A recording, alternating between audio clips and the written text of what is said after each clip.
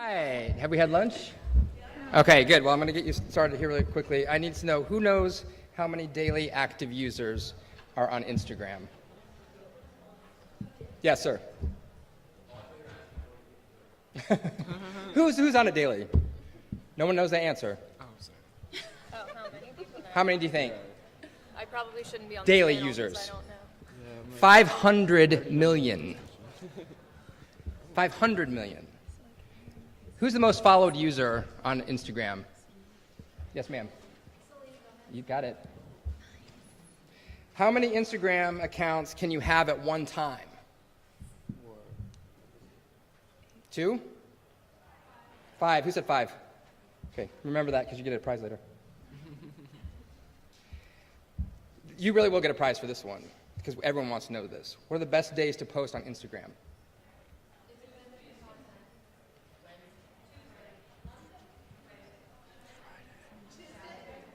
Tuesday. Monday, full days. Monday, Wednesday, Thursday. What's the best time of week to post on Instagram? A moment in time. 11 a.m., 9 to 12? Tuesday at 2 p.m., regardless of time zone. 64% of college students believe that this platform in particular is the most narcissistic platform of all social media. What do you think that platform is? Instagram. I'm Ron Roker, and we're going to have a great panel here tonight. I know a few of these folks up here. We did it last time, and they are a wealth of knowledge, for sure. We have a lot to pack in, so we're just going to get right into it, okay? Our first panelists, I did alphabetical order, and you're not seated that way, so I'll just jump around, okay? Is Alex Dry. Texas native Alex Dry is an entrepreneur in social media, blogging, fashion, and planning her next adventure. She began as a model and professional dancer. She's worked with some of the top dance schools and choreographers, including Ms. Debbie Allen. She turned her brand into a voice in 2016 when she started her lifestyle blog, alexdry.com, which covers fashion, health, beauty, travel, and a little bit of everything in between.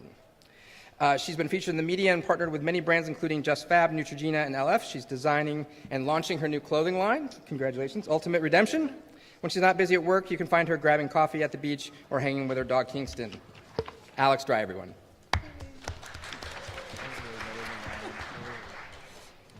Her Instagram is at Alex N. Dry, by the way. Sarah Gim, at The Delicious. Sarah Gim, certainly, this is a quote, Sarah Gim certainly didn't invent food porn, but she's perfected it. That's what the Los Angeles Times says about the founder of two brands built around food. Taste Spotting, a community of food lovers who create, curate, and showcase food photos with recipes, and The Delicious Life, a source for original health promoting recipes, colorful, meticulously styled food photography, a few dating and relationship stories. Can I get some tips from you? And more avocado than your Instagram feed ever wanted to see, and she's going to explain that a little bit later. Sarah started her career in strategy consulting, spent many sleepless years in the startup world, and has finally ended up in the digital media. She has a BA in economics from UC Berkeley and an MBA from UCLA, and 2 chihuahuas, she says. Everyone, Sarah Gim. Sarah Mills, to my left, is at Sarah on the internet. Sarah is a verified influencer, content creator, and community manager with an audience of 1.2 million with an M across social platforms. With several viral videos under her belt, she decided to turn her expertise towards connecting other content creators to brands. Her unique experience makes her a valuable asset, offering insight from the perspective of the creator while also understanding the needs of the brands. And I know that I can ask her any technical question, and she handles it without even flinching, so it's amazing. Sarah Mills. Our last but not least panelist, Colton Pappas, is a personality influencer based in Los Angeles. He loves to create content that is genuine and personable in order to create a type of friendship with his followers, and we're going to talk about that a little bit later. His content has appeared on BuzzFeed, Daily Mail, Capital Official, and more. Please welcome Colton Pappas. You know, the collective mindset about Instagram feels a lot like the old adage, if a tree falls in the forest and no one's there to hear it, does it make a sound? And people are saying, if it doesn't make Instagram, did the event actually happen now? And what do you think about that? It's gotten, even since you and I talked, 3 months ago, 4 months ago, yeah. we're talking a billion users. A billion users. Why? That's my question to you. If I'm going to go down the road to you and I'm going to say, give me 3 to 5 words of why Instagram. People like visuals more than they like reading. People like to share photos of themselves. Like it used to be that, sorry, I'm not good at 3 to 5 words.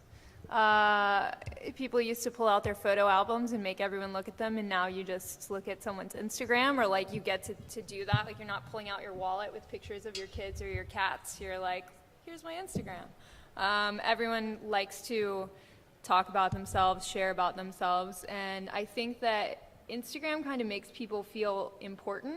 One of the downsides of that being that Instagram can make people feel forgotten and unimportant, but we'll talk about that later. Colton.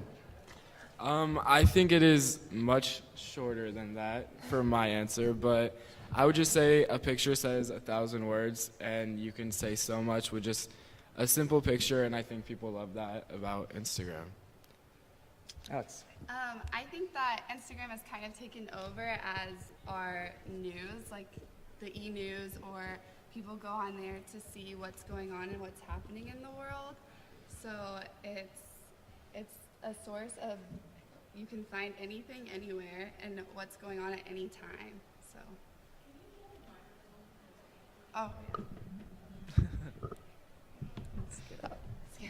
Sarah, Kim. Why Instagram? Just it's visual, and the app itself now offers so many options to create content in different ways. It's the photos, even though those are probably the most important, you can still write a lot if you want, which is what I do in the captions. The stories, thank you. The stories, now the IGTV, they're just, all the options are in one place. Great. We're going to start with Sarah Mills. What are the keys to building a great Instagram profile and goals and objectives? Because you have figured it out. So if anyone has seen me on a panel before, like what I always say first is, would you want to see the content that you're posting if you weren't you? And I think that a lot of people, whether they're doing it for a brand or doing it for their own personal Instagram or personal brand, they think that they can just kind of post whatever. Like I see with brands a lot, they post advertising, just straight up old school advertising content. Like you can't do that. It has to be engaging. It has to capture people's attention. There isn't one formulaic way to do that, really. Like you can cheat it to an extent, but it's going to be different based on who your audience is, where your audience is, what it is that you're trying to say. But I think that getting your style down is incredibly important. Making sure that you identify your audience either as they exist or who you're aiming to post for, and making sure that you produce high quality, consistent content. Or actually, I always say high quality, and I feel like that's something everyone says, but there are plenty of people out there that are very successful with not high quality content. So if that's your thing, you know. Just walking around, like, you know, Yeah. causing trouble. Just identify that and do those things. Great. And Colton, you know, one of the things that you talked about a little bit was finding that audience. So can you talk a little bit about the importance of that and finding your niche? Yeah, so kind of based off what she said, every single person has a different niche or a different following, and it's really just about like finding what your following is and just making that connection with them. And once you find your following, it's a lot easier to post like genuine content and really like build that connection with them, and then it's like so much easier. Like you said, that high quality thing, that's amazing for so many people, but then also if your niche is, for me personally, my pictures are just iPhone pictures, but it works perfectly for me because that's what my audience relates with, and it just to them feels more genuine, and it's like really truly just finding your niche and just what works for that. And so I feel like that's like the most important thing to do. And it can be hard when you are first starting out because there's so many different niches, and it's like once you find it though, it really makes like your content so much better. I feel like it gets the numbers up, and also it just like grows such a stronger like fan base. And I, as a brand marketing guy, I tell this to my clients all the time. My clients could have products that they've already created and ready to go out the door, and they have no idea who their target audience is. Never even thought about it. Women, great. And I think that you really do have to be thinking about who your stories are going to be relevant to. Exactly. Right? yeah. That's what we have to think, because you're not going to just build it and they will come, right? Because there's too many things out there that are specific to what my interests are, right? To do that. So you have to be, that's the first thing that I would recommend you doing. Ms. Gim, Yes. what kind of content is the best kind of content for Instagram? Oh my God, I have to use the word authentic. Perfect. Just anything that's like where you're showing who you are. Yeah. I mean, in terms of like actual content, because I come from food, if you guys are in food, like colorful food, avocados, cheese boards, that's the kind of content that does well for food stuff. But just in terms of like the general thing, when you're sort of vulnerable and showing who you are behind, I mean, you guys all show yourselves. I never show myself physically on my Instagram, but when you're exposing a part of yourself, I think that's what does the best. Yeah. And I wonder too, as far as the high quality and authentic goes, what about grammar and typos? Is that important? Am I being vulnerable and I'm a bad speller, so everyone should know it? No.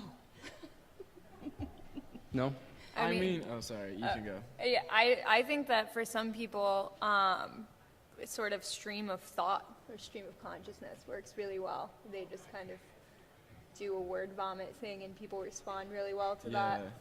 I would agree with that so much. Going back to like the different like niches and targets, obviously for like a food content person, it is very like important to like type about the food, but sometimes for me, if I just like post a picture with like a funny thought in my mind that could be like very like grammatically incorrect, but it's just like funny and it like relates to the picture or something, sometimes that just like it will get more comments because they are able to see more of my personality rather than just a picture with like a caption that's like very basic. If I'm like doing something funny, it's like too different. That way they get the picture as well as like a little bit of like my personality. And so I think it really just depends on who your audience is.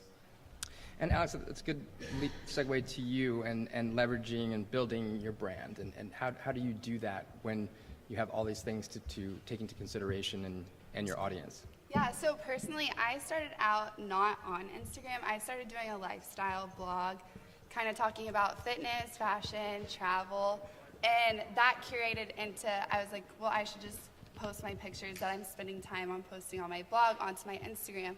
So I started doing that, and it actually helped my blog grow so much because I was referring to the pictures back to my blog. So I think Instagram's a great tool that you can use, whether you have a blog or you have, I heard them talking about Poshmark before, or you're selling a clothing line, or whatever it may be. It's a great outlet to go back to those other segue markets that you're passionate about, or that you're trying to sell something on, or a company that you're trying to make successful.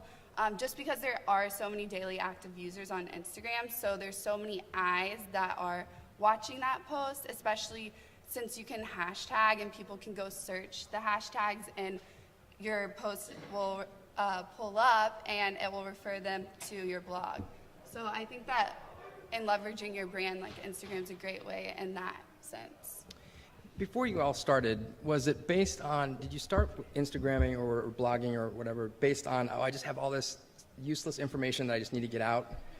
Or I'm really, really smart about dumb things or something? Like, what was it? Or were you like, I'm going to be an influencer and I'm going to have 30 million, like, what was the inspiration or the motivation behind starting what you did? I think for me personally, it was just, since I was little, I've always had people, I've been really into fashion, so everyone would be like, hey, where'd you get that?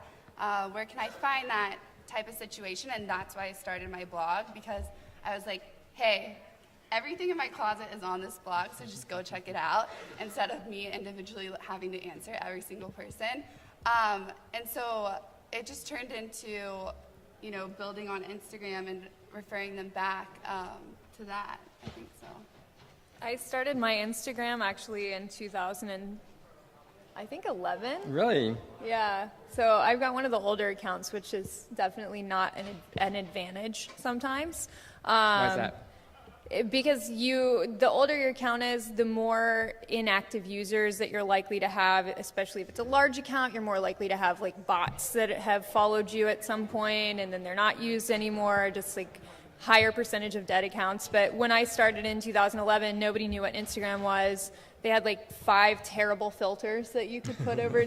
I have screenshots somewhere of the now deleted first posts from my Instagram, and they were all very yellow. Just a different shade of yellow. Each filter was a different shade of yellow. Slightly brownish yellow. Yeah. What about you, Sarah? I also started with a blog, like way back, and I was not going to use Instagram because I thought it would compete with my blog, but so I just started using it, and like most people, I was posting horrible pictures using those filters because now I thought I was a photographer. I was like, ooh, I can make these awesome, you know, looking artistic photos.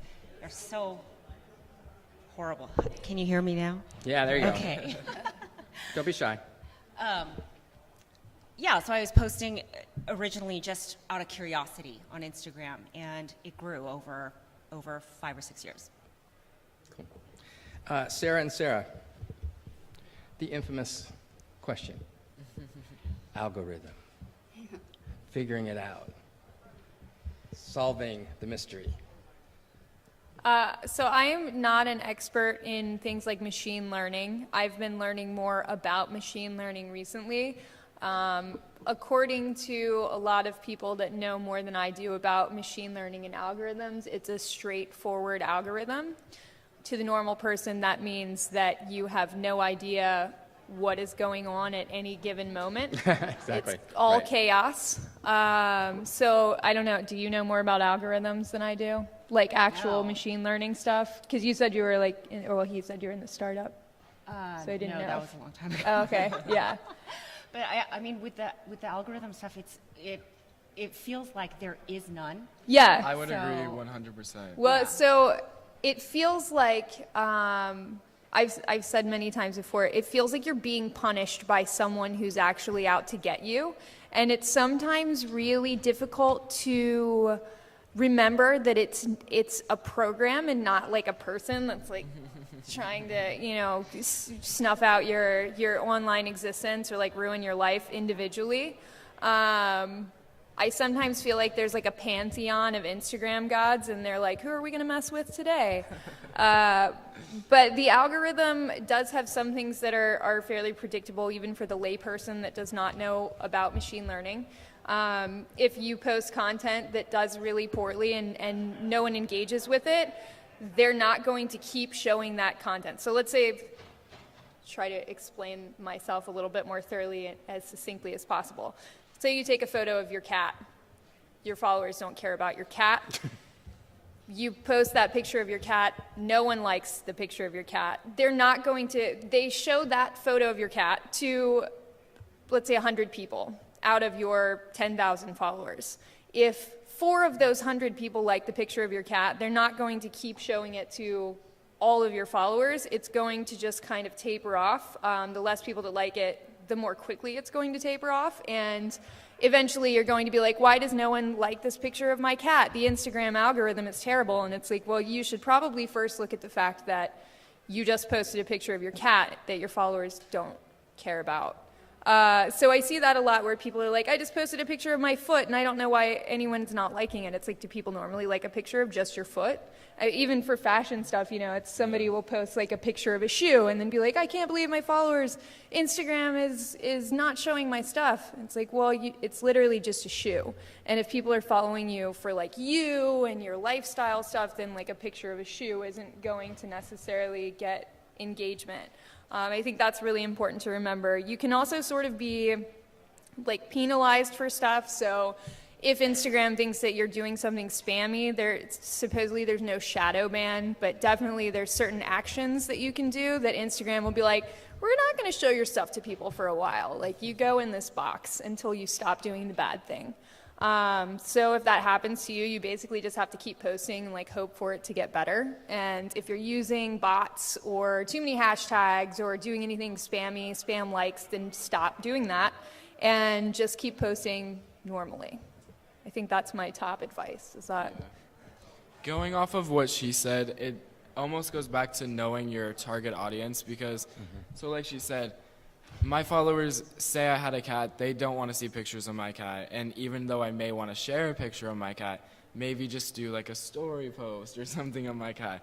Just because I know the picture will not do good, and then my algorithm or like my likes and my activity is affected. So it just goes back to knowing your audience and what they do want to see. One of the things that's so hard for people when you're trying to build a brand, whether you consciously are doing it or not, is like I have like something shiny comes up and I'm like, oh, I love it, squirrel, and I'm all over it, right? But you can't do that when you're trying to build a brand. And I think if you even just try to describe what your brand is in one sentence, right? Just really, really hammer it out. Then every time you say, oh, I'm going to post this picture of my cat, you just hold it against that statement, right? And does that say it? Maybe your statement is funny, the funny way I look at life. All right, well then do a funny way you're looking at your cat versus a picture of your cat, right?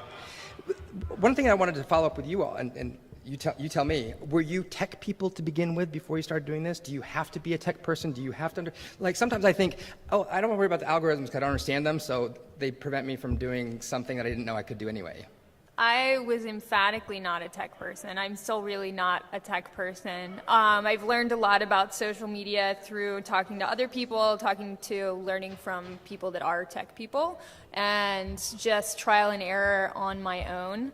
I am fortunate to have a photographer that I have been with since way before I started my Instagram journey, and he takes my photos all the time, including right this second. Awkward. And if you don't have that, you definitely you need to figure out what content you're going to be creating and how you're going to be creating it, whether you're hiring someone or like learning how to take photos yourself or having your friends, like, where do you stand to hand your friend your iPhone to take the best picture of you, and how do you edit that photo to like make it look the best to post it. And those are all things that you can learn from YouTube pretty easily, or like reading online, talking to anyone else that you know that's willing to share that information with you. Yeah, of course. Well, and let me ask Alex and Sarah G, because you have very specific things that you shoot, right? That have people have a certain level of quality that they are used to seeing. Food shots, fashion shots. Do you feel like you have to emulate that you have to live up to a little bit of that, or is it more because it is so just kind of casual, it's better? Well, personally, so whenever I started going on Instagram and my following started really increasing and growing, I kind of freaked out a little bit, and I was like, great, now I need to really up my quality of photos, because I see people following me, but I feel like my content is not to where the person that I like inspire, my inspiration comes from, is at that level of quality.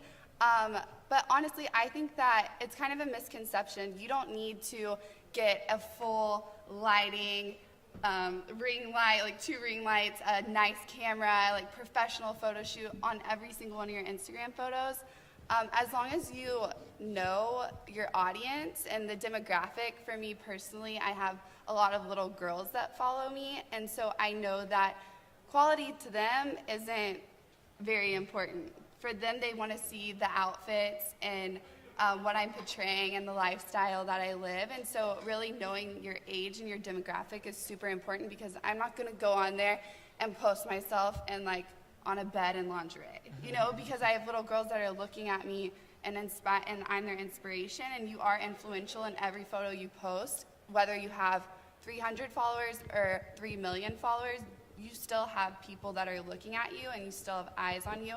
And you never know if there's one person out of the 300 followers that are looking up to you and the things that you post. So I think that it's very important to know that age, and once you know the age, then you can kind of base the quality of content that you post, or at least that's my take on it. So.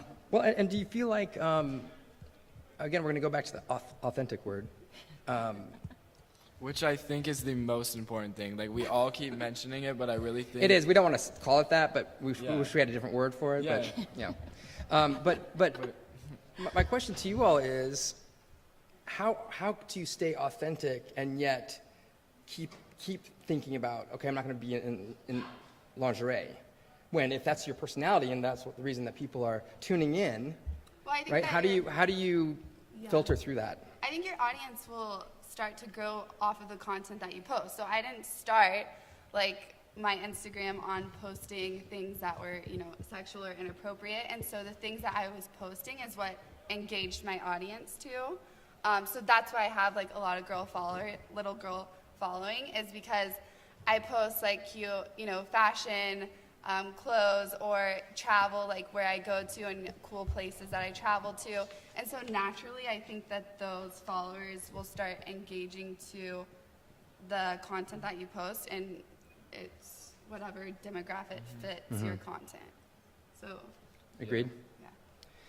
Sarah Gim, a lot of Instagram early adopters, like this one, feel like it's getting old, it's getting Facebooked to death, Instagram, it's getting more structured, it's getting more rules, it's lost its magic. Yeah. What do you say to those people? There are a billion people that go on it, by the way. So, Well, I feel like that too, that the magic is gone because I've been doing it for so long.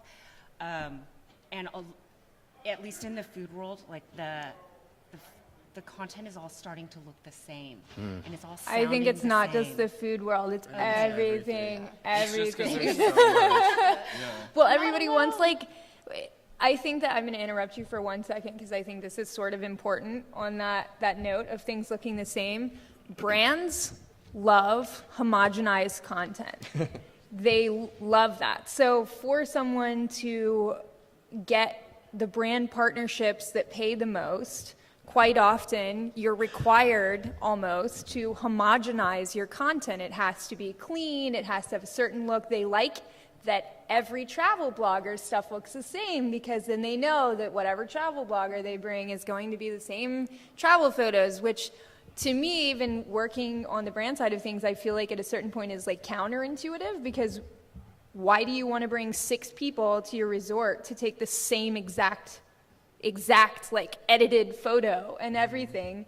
But that seems to be what's happening with brands, and so you see all these people kind of doing the exact same thing because, like, hello, you want a 6-figure brand deal, So I think that's a huge contributor.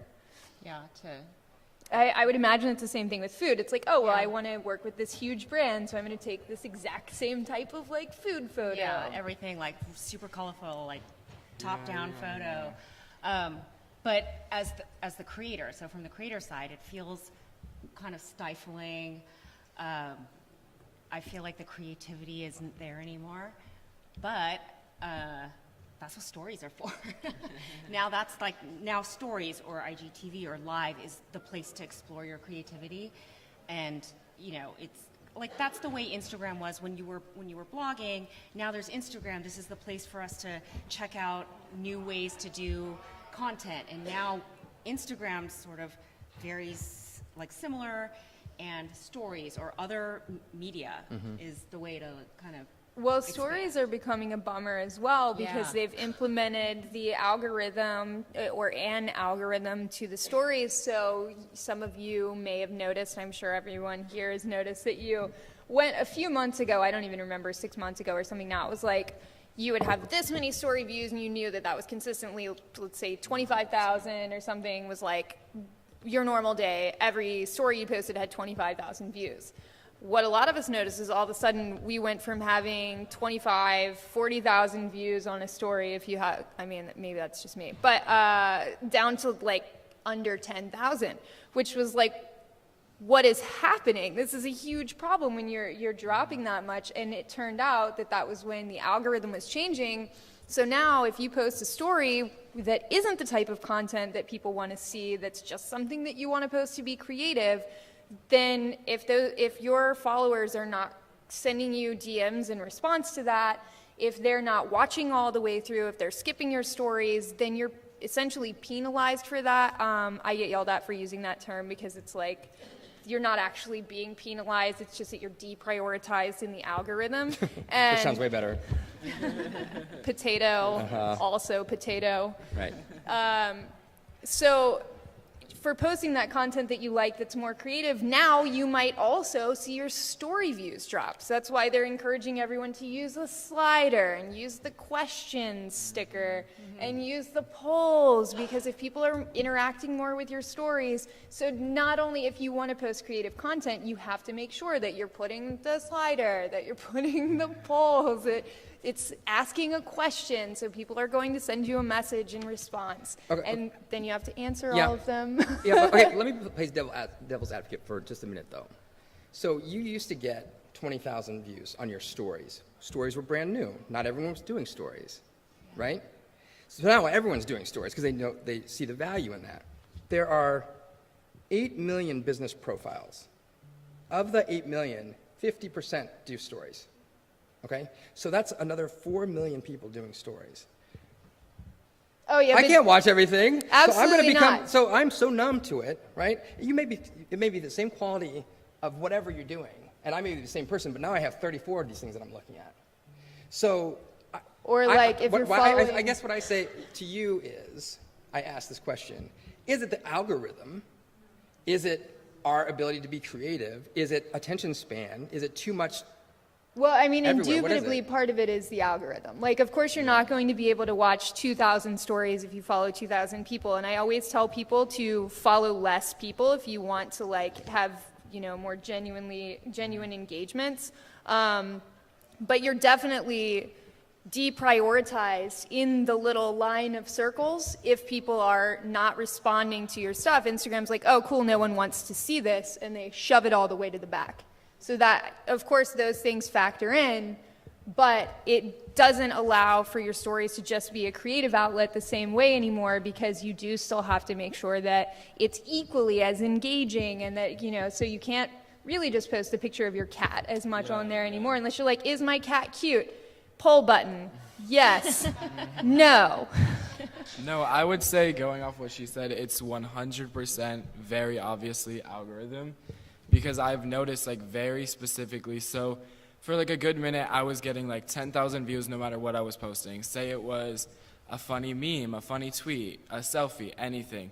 And then recently I noticed I can post something, and this is after gaining followers, I can post something that I think is just genuinely funny and it will get 5,000 likes. But say I post like a shirtless selfie or something, I can see it's literally like 15,000. It's like very obviously changed, so it's like it has to be the algorithm, because it's like depending on what I post, it's not just random. Like, I understand, like, that does make sense, there's so many stories, but it's like when it's so obviously dependent on what's posted, it's like it has to like be the algorithm. And like, Yeah, and to an deciding. extent it makes sense, because not everyone wants to see a picture of everyone's cat.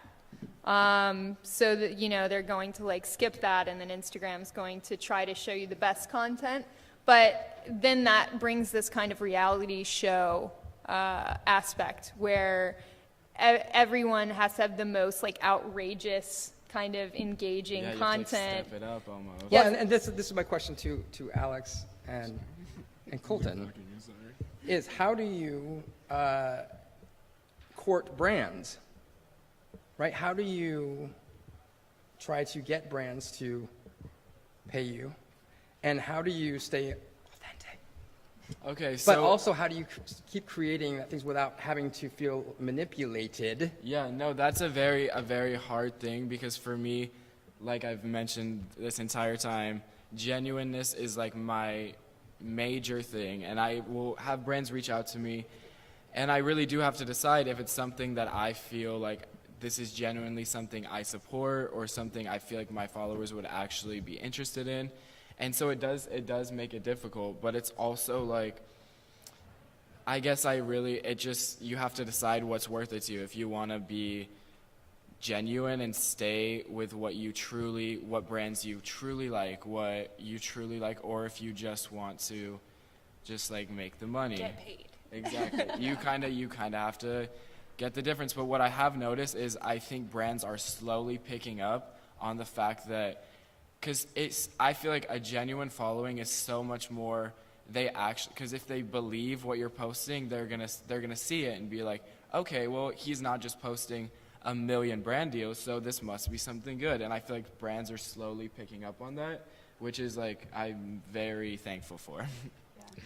And for myself, I'm a micro-influencer, so I have like around 30,000 followers. And so brands is a little difficult in the sense that I don't personally work with an agency to get my brand deals. I do everything direct.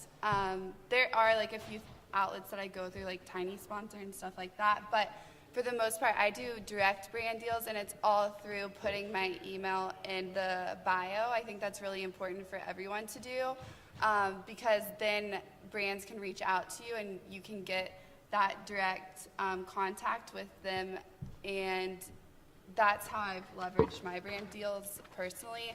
And staying genuine, it's been pretty easy. Not easy, but that sounds kind of conceited, but like it's been more natural to get brand deals because I do so much on my blog: fashion, lifestyle, fitness, travel. So I do have all sorts of brands, that do reach out, and it's just making that direct personal connection with them. I feel like that's a lot better because they can offer you more incentives, like a brand ambassador program, a coupon code for your followers to use. Whereas if you do go through an agency or something like that, maybe you don't get that one-on-one direct contact with the brand. But there's pros and cons to both. So, yeah. Okay, I want to jump. We only have a few minutes before we open up for questions. I saw you there. So I want to talk about trends for 2019. All right? I'm going to read you something, and I want you to tell us if you agree or disagree, if it's a good thing or a bad thing. Okay? 2018 has really been the year of Instagram stories, and we see brands getting more and more engagement, specifically with the stories format. This is the CEO of Social Bakers. Looking to next year, we will see brands using more engagement-based content instead of just promotional goods. Good? Bad? Great? Wonderful? Yeah? Yeah, personally, I support that because I think there's so many people that have this huge number, but since they are just posting what's like trendy or whatever, they don't have that connection. So they may have way more followers, but I don't think they're truly getting the people interested in the product because they're posting like a million things and people are like, oh, like another sponsorship, another thing. But where maybe a smaller influencer who has that connection, they will make a bigger difference for the brand. And I hope that marketers, at least corporate brands, are learning more and more that you have to market differently on different platforms. I know I'm a genius, but yeah, and I think that Instagram in and of itself is such a huge thing that brands are either going to have to get on it or get off of it because it's just not going to work. And I think that the circle will be coming back where we can actually be more authentic. We don't have to be as kowtowing to the brands. And I think it's important too because everyone's trying to go after the huge Instagram people like Kylie Jenner, all the people that everyone wants to do a brand deal with, and I think that's great because they're amazing and they do have a large fan base. But I think that it's cool that they are basing it more off an engagement because it gives opportunity to the people that do have 100,000 followers, even like a million, because Kylie has like 100 million, I don't even know. But it gives them the opportunity to speak their voice, and they can connect to their audience in that way. And I think it makes it more personable for the brand as well, because they're touching like a niche audience of their personal followers. Mm-hmm. So. Yep. All right. So the other two. Here's the other one. 2019 is going to be a lot about the offline of the online. The things that happen online need to have a correspondent in the physical world. like installations and pop-ups for a small, limited number of people to interact with. Followers need to see a validation of your online coolness in the real world.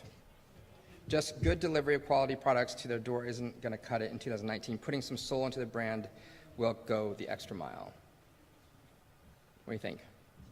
Yeah, I don't think that's, I mean, Does that make you want to have a heart attack? The thing, I can't do another thing.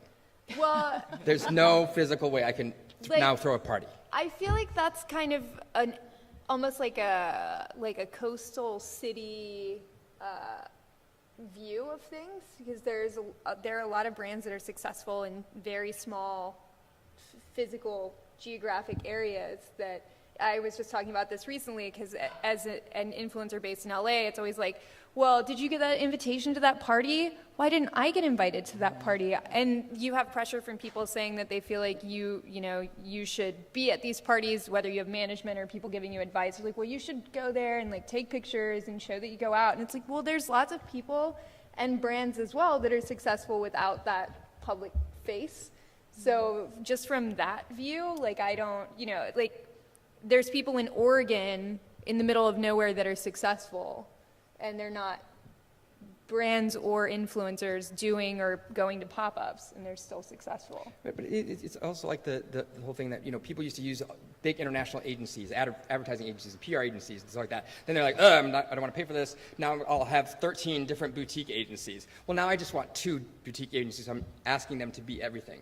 So maybe that's what people are doing too. It's like, there's too many of you. So I need you to be everything to me, right? Like I love what you're doing, but I need you to be here, here, here, and here. And that's going to be something that's really challenging for us as we move forward, especially if we're, a team of 1 or 2. I have 2 events that I have to go to tomorrow after this. You have to go to. I mean, I kind of. No one's like forcing me and holding my dog hostage. It's the price you pay for stardom. It's true. All right, we can open up to questions. We have a couple minutes. Yes, ma'am. It's like Instagram saw what Snapchat was doing. They're like, cool, that's a really good idea. We're going to do it, but better. And now they're just constantly one-upping each other. So it's either photo content or videos, boomerangs, whatever, that only last for 24 hours, and then they expire. They're super short. They're 15 15 seconds. videos. Although they just rolled out the thing where you can make a really long one and it automatically divides it up Yep. into 15-second clips for you. Yeah, That is brilliant. up to an hour, right? I've been waiting for Yeah. Mm-hmm. Which I never got into IGTV personally. I don't know if it's taken off from like a. It's taking off, whether it is or not. Well, I mean, Who knows? I haven't looked at like the data on it, but Well, and the reality is too is that they're going after YouTube, just like they went after Snapchat. So, Yeah. like, can Instagram be, like, will YouTube be in MySpace in 2 years? it's just funny to me that they're doing IGTV and then this option where you can take a long video and split it up on your stories. I'm like, okay, but why? I have a couple of suggestions for people for apps. There's one called Unfold, and there's another one called Over, and they allow you to do some pretty cool stuff for your Instagram stories. You can like put a video in a little square and put text, and it just sort of makes everything look a little bit. Are those free or paid? They have free versions, but if you want the better version, it's paid. Yes, ma'am.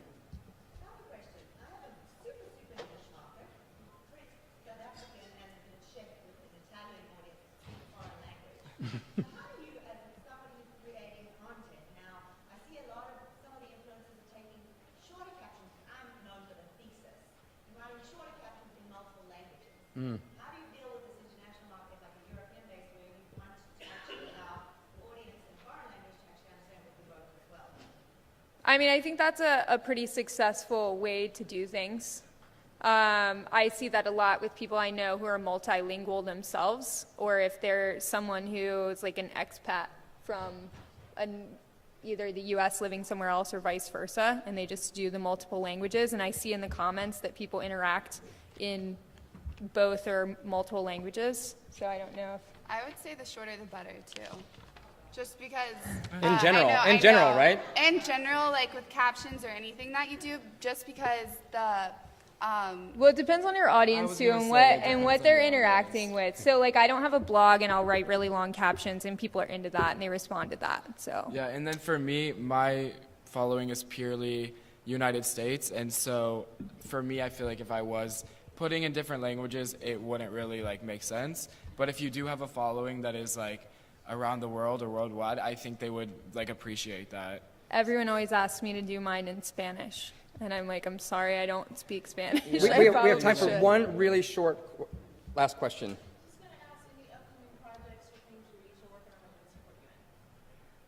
I'm still just Sarah on the internet, just plugging along, doing my thing. Yeah, I mean, you could follow me on Instagram. That helps. Like, I'm actually starting a clothing line pretty soon. It's women's streetwear, but it's also going to be available for men. It's going to be called Ultimate Redemption, and it's probably going to roll out end of December, beginning of January. So be on the lookout for that. So give us, our panelists, a big round of applause. We always need another hour. What? You want to go? You didn't get to go? Oh, Same I'm thing, sorry. same Go thing, ahead, just- go ahead. We same have time. thing. We Just have follow time. me on it. Follow on Instagram. Yeah. I'm sorry, Sarah. All right, thank you so much for attending. Appreciate it. I'm sorry, Sarah. You gotta go. I don't care about